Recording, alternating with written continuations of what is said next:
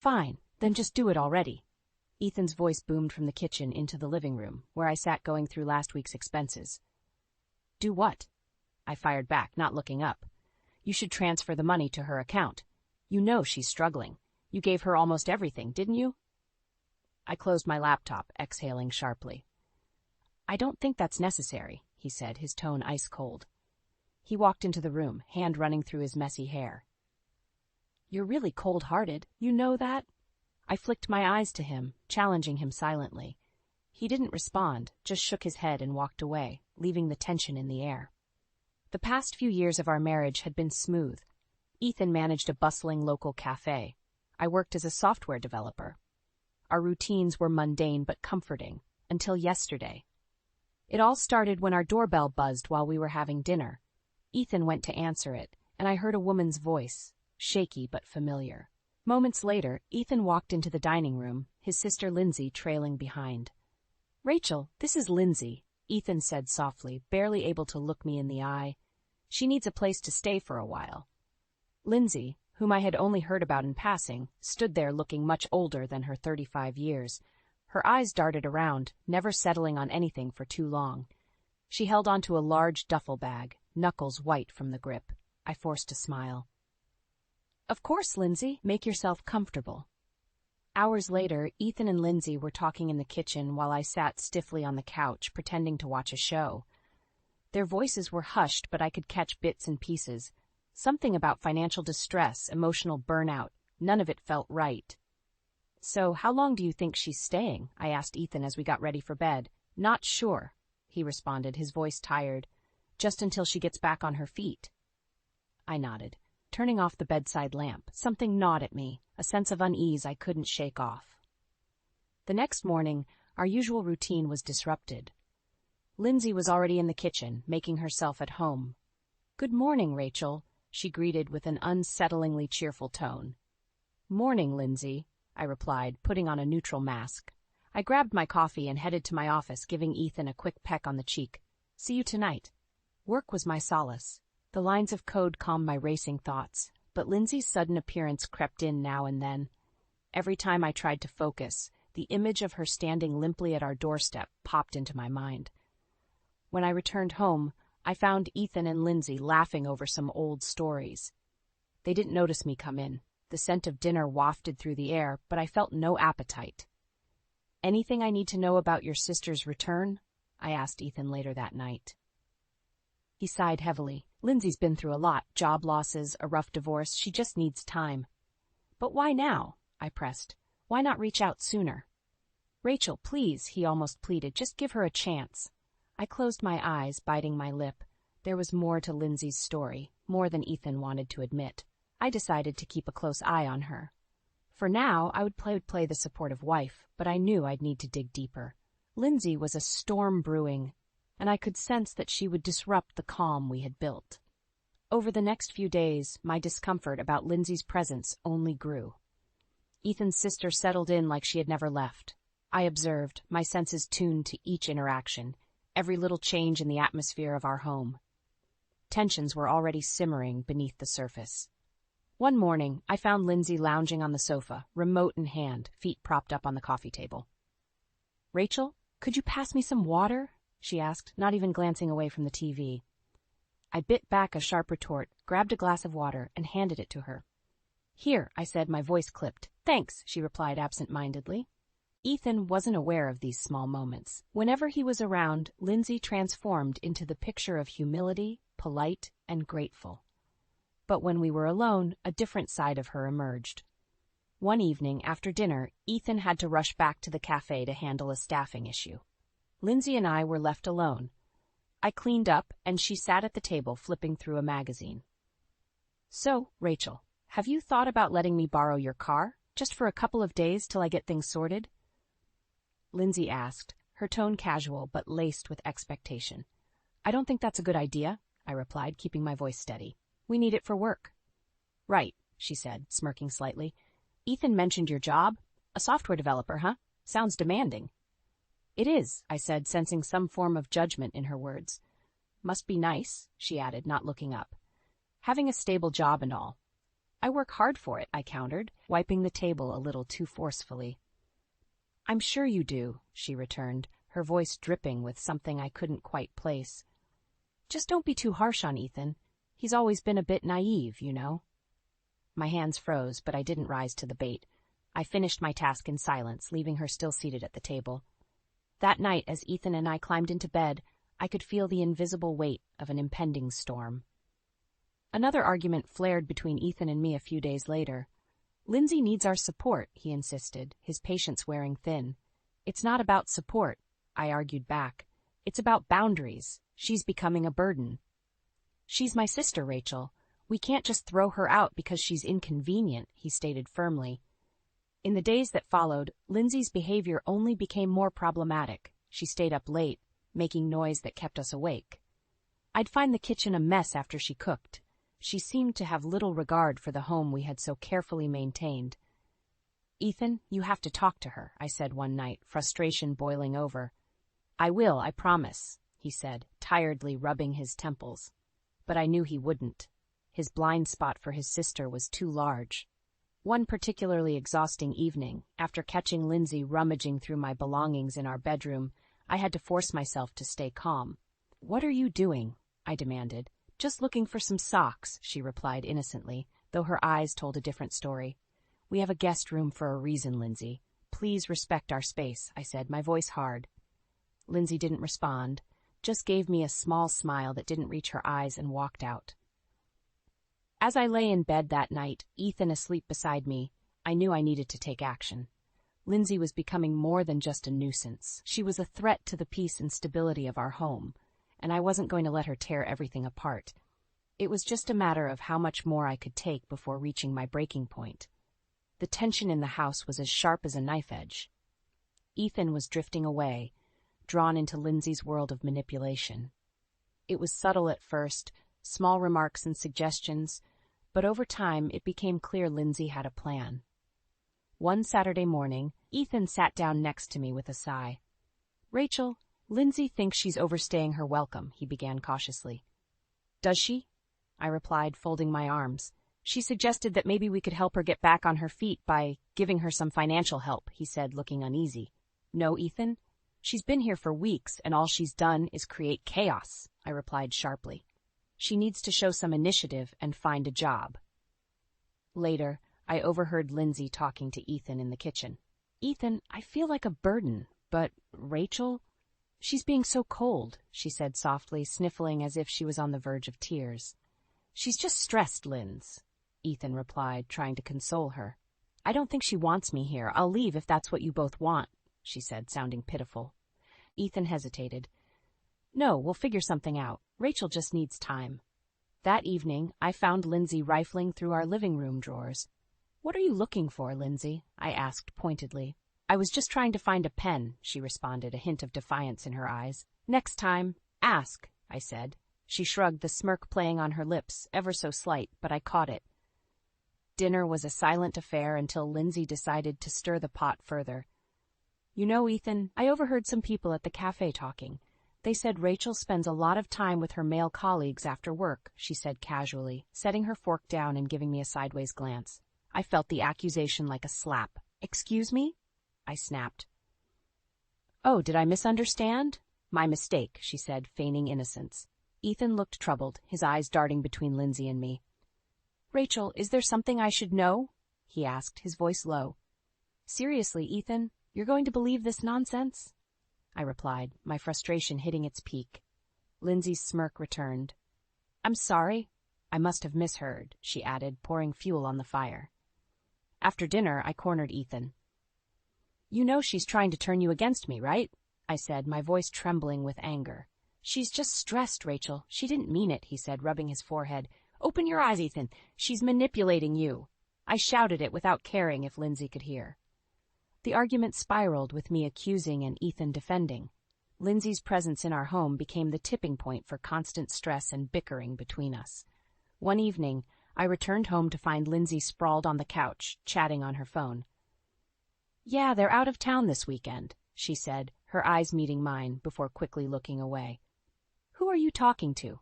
I demanded. She ended the call abruptly. Just a friend, she said, standing up.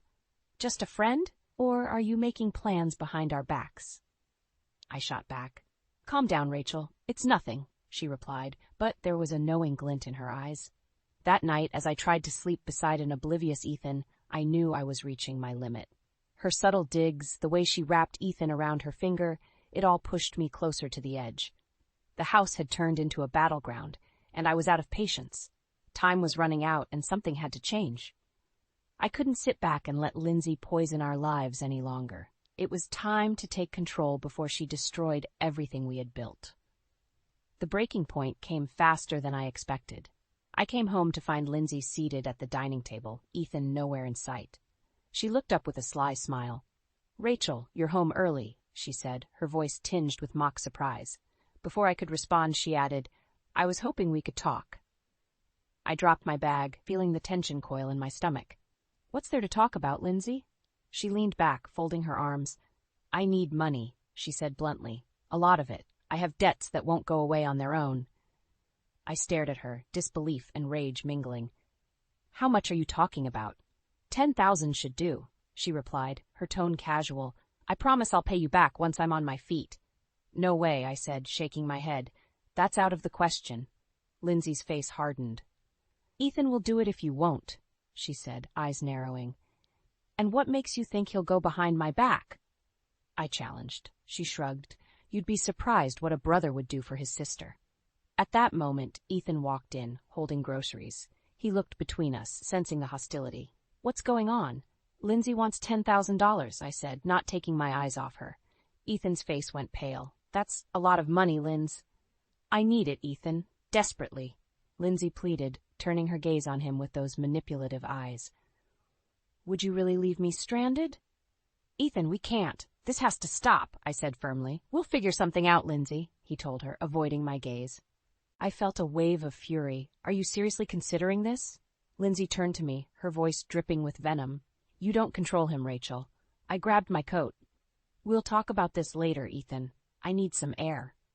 I stormed out, my mind racing. As I walked, I knew something had to change. Lindsay was tearing us apart, and Ethan was blind to it. Later, Ethan and I confronted each other in the kitchen. "We can't keep going like this," I said, my voice raw. "She needs to leave." "Rachel, she's my sister," Ethan shouted, slamming his fist on the table. "I can't just abandon her." "Then maybe it's time to choose," I said quietly. "Her or us?" His eyes flashed with pain and indecision. "You can't be serious." "I'm dead serious, Ethan. She's destroying our marriage." That night, I began digging into Lindsay's past. I called a friend who worked in finance, asking for any information on Lindsay's dealings. The results were shocking. Lindsay had been involved in several financial scams, always slipping away before being caught.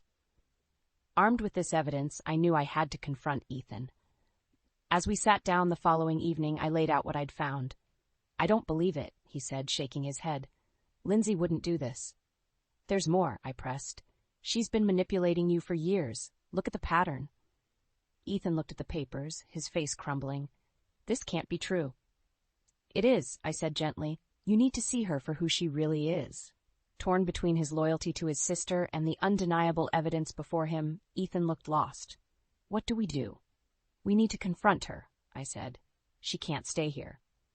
Ethan nodded slowly, the weight of the truth settling in. We walked to the living room together, ready to face Lindsay and expose her deceit. This confrontation would be the turning point, one way or another. Ethan and I entered the living room, ready for the confrontation. Lindsay was scrolling through her phone, completely unaware of the storm about to crash down on her. "Lindsay, we need to talk," I said, my voice steady. Lindsay looked up, an eyebrow raised. "What's this about?" Ethan took a deep breath. "Rachel found something out. We need to discuss it." "About what?" she asked, her face an image of manufactured innocence. I stepped forward, handing her the documents. "Your financial history, the scams, the lies." Her eyes flicked over the pages. For a moment, her mask slipped, and fear flashed across her face. But she quickly recovered. "This is a misunderstanding. I can explain." "Enough, Lindsay," Ethan said, his voice breaking. "I've been defending you, but these facts don't lie." "You're really going to believe her over me?" Lindsay shot back, eyes narrowing. "Your own sister?" Ethan's face contorted with pain. "Why, Lindsay? Why did you do this? She dropped the documents and stood up, anger radiating from her. What choice did I have? You wouldn't understand. You've always had everything handed to you. That's not true, Ethan said, shaking his head. Lindsay's laugh was cold. Isn't it? Mom and Dad doted on you while I was left picking up the pieces. You owe me, Ethan.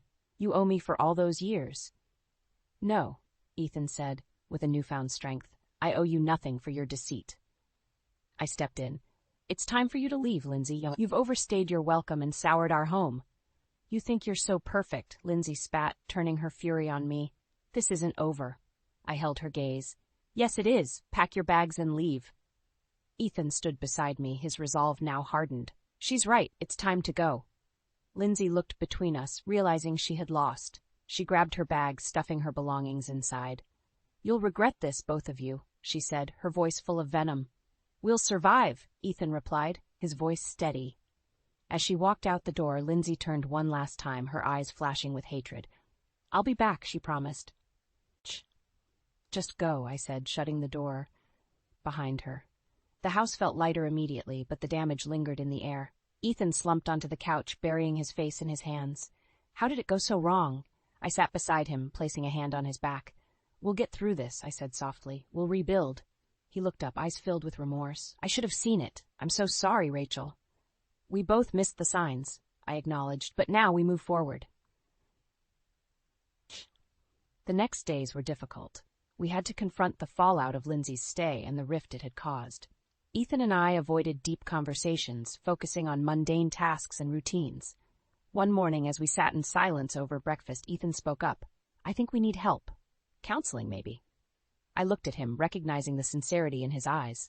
I agree, I said. We can't heal this alone. Taking his hand, we made the decision to seek professional help. The road ahead wouldn't be easy, but we were committed to finding our way back to each other, repairing what Lindsay had tried to destroy.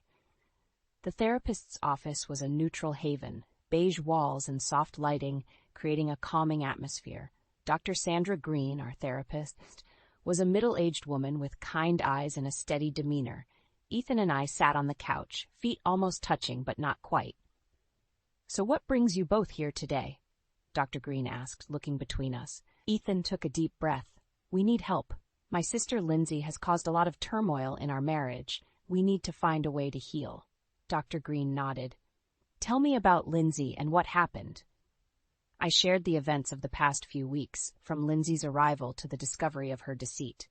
Dr. Green listened intently, making notes occasionally. When I finished, Ethan added, I feel guilty. I let her manipulate me, and it nearly ruined us. Dr. Green put down her pen. Let's focus on rebuilding trust. It's important to address the emotions you're both feeling. Through therapy sessions, we worked on our communication. We learned to express our feelings without anger and to listen without judgment. It was grueling, but I began to see glimpses of the bond we once had. One evening, after a particularly challenging session, Ethan and I sat in the living room, a comfortable silence between us. Thank you for sticking with this, he said quietly. I'm committed to us, Ethan. We can get through this, I replied, squeezing his hand. As the weeks passed, I found myself slowly letting go of the resentment I held towards Lindsay. However, one day, a phone call shattered our fragile peace. Ethan answered and immediately went pale. Lindsay, what do you want? He asked, his voice strained. I could hear her voice shrill and demanding through the phone. I need help, Ethan. I'm in trouble. Serious trouble. Ethan looked at me, conflicted. I shook my head firmly. No, Ethan. We can't go through this again. You heard Rachel. You can't drag us down anymore, he said into the phone. You can't do this to me, Lindsay screamed. I'm your sister. Lindsay, you need to sort out your own life. We're done, Ethan said, ending the call. He looked at me, anguish etched on his face. I feel terrible, but I know it's for the best.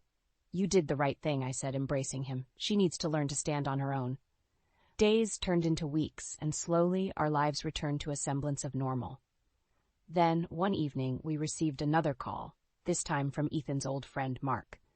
Ethan, I hate to be the one to tell you, but Lindsay is in bad shape. She got mixed up with some dangerous people. Ethan's face went white. What do you mean? He asked, his voice trembling. She's been trying to con people and it backfired badly. She's looking for help, but honestly, I don't know how much anyone can do now. Ethan hung up the phone, sitting down heavily. This is what I was afraid of. I sat next to him. It's harsh, but Lindsay's choices led her here. We learned that Lindsay had been arrested, seeking help too late, entangled in a mess of her own making. Ethan and I watched, both saddened and relieved. As we continued our therapy, Dr. Green helped us focus on moving forward. You can't change the past, she said, but you can decide how it shapes your future. Ethan and I took her words to heart. We worked harder on our relationship, setting clear boundaries and learning to trust again. It wasn't easy, but with each passing day, we grew stronger. While Lindsay's downfall was tragic, it became a catalyst for understanding and growth in our marriage. Together, we faced the shadows of betrayal and began crafting a new chapter, one built on the lessons we'd learned and the resilience we discovered within ourselves. Ethan and I walked into Dr. Green's office for what felt like the 100th time. Today felt different. There was a heaviness, the knowledge that we were on the brink of a major decision. Rachel, Ethan, how are you both? Dr. Green asked, her warm smile suggesting she already knew the complexity of our feelings. Confused, conflicted, I admitted, but we're here to figure it out. Ethan nodded. We need clarity. Dr. Green put her pen down. Let's talk about what you need from each other moving forward. I took a deep breath. I need to feel safe in our relationship, Ethan. No more surprises, no more manipulations from outside influences. Ethan reached for my hand, and I need to know you're with me, Rachel, through thick and thin. I squeezed his hand. Always, if it means we can rebuild trust. Dr. Green nodded approvingly. It sounds like you're ready to make some difficult choices. What about Lindsay's influence? This was the moment. I turned to Ethan. Lindsay can't be a part of our lives if we're going to heal. She needs to seek professional help. Ethan swallowed hard. He looked at me, anguish clear on his face, but eventually nodded. It's what we have to do. That evening, back at home, Ethan made the call. It was short and definitive. Lindsay, this is how it has to be. You need to get professional help. We can't be involved anymore. I watched him hang up, feeling both relief and sorrow. I hope she gets the help she needs, Ethan said wearily, sinking into the couch. We did everything we could, I reassured him. As the days turned into weeks, we focused on healing. Every morning, I would catch Ethan looking reflective, but he would also smile more easily. One Saturday morning, Ethan suggested, let's go for a walk, just the two of us. We walked hand in hand through a nearby park, the crisp autumn air invigorating us. I missed this, I admitted. Me too, Ethan said, squeezing my hand. We'll make new memories, Rachel, better ones. Our walks became a ritual, a way to reconnect and reaffirm our commitment to each other. One afternoon, we decided to visit Jamie, my close friend and confidant, who had been supportive through this ordeal. Come in, you guys. Jamie greeted us warmly, leading us into her cozy living room. How are things? She asked, genuine concern in her eyes. We're taking it one day at a time, I said honestly. Jamie gave a knowing nod. You've both been through the ringer. It's good to see you're working on it. We spent the afternoon talking, laughing, and sharing stories. It was a relief to be with friends who supported our journey. Later, when we were home, Ethan looked at me, his eyes filled with determination. I want us to keep growing, Rachel. No more shadows. Agreed, I said, feeling the weight of his words. No more shadows. We continued our sessions with Dr. Green, each one bringing us closer and helping us rebuild. We learned to trust again, not just in each other, but in our future. Eventually, we felt strong enough to talk about the next steps. We should consider renewing our vows, Ethan suggested one day. A fresh start. I smiled at the idea. I think that's a wonderful idea. As we stood in front of a small group of friends and family, reaffirming our commitment, I felt the weight lift completely. We had faced betrayal, confronted our deepest fears, and come out stronger. To new beginnings we toasted, clinking our glasses together. In that moment, I knew that the shadows of betrayal had finally lifted, giving way to the bright promise of a future we would build together, free from the darkness of the past. The fresh start Ethan and I had hoped for was beginning to take shape. We focused on our healing, attending couples therapy regularly, and working on our communication. Each passing day brought us a little closer. One afternoon, as we were heading to our therapy session, Ethan's phone rang. It was his old friend, Mark again. Ethan answered, his face growing tense as he listened. "What's going on?" I asked after he ended the call. "Lindsay's in deeper trouble," Ethan said, his voice heavy. "She tried to con someone, and they didn't take it well. She's in real danger, Rachel." I felt a pang of anger mixed with pity. "What are we supposed to do about it?" Ethan sighed. "I don't know, but we can't go back to that chaos. She needs to face the consequences." We went through our therapy session, trying to stay focused, but I could see the worry etched on Ethan's face. Dr. Green noticed it too. "Ethan, what's troubling you today?" she asked gently. "Lindsay's in trouble again," he admitted. "I feel guilty for cutting her off, but I also know we can't help her anymore." Dr. Green nodded empathetically. "It's natural to feel conflicted, but remember why you made that decision. You need to protect your own well-being." After the session, we walked in silence, each lost in our thoughts. "Do you think she'll ever change?" Ethan asked suddenly. "I hope so, for her sake," I replied, squeezing his hand. "But we've done all we can." A few days later, we received a call from the local police. Lindsay had been arrested again, this time for fraud. I watched as Ethan took the call, his face a mask of pain and resignation. "Thank you, officer," he said before hanging up.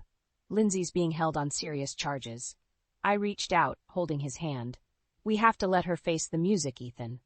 "I know," he said, tears welling up, "but it hurts." Time passed, and Lindsay's troubles remained a distant shadow. Ethan and I continued to strengthen our bond, finding joy in the simple things we once took for granted. We decided to attend a couples retreat recommended by Dr. Green. "Welcome, everyone," the retreat facilitator greeted us warmly. "This weekend is about reconnecting, rebuilding trust, and finding joy in your partnership." We participated in exercises designed to foster communication and understanding. One activity involved writing letters to each other, expressing our hopes and fears. "Dear Ethan," I began, pouring my heart onto the paper. "I admire your strength and your willingness to fight for us. We've faced so much, but I believe in our future together."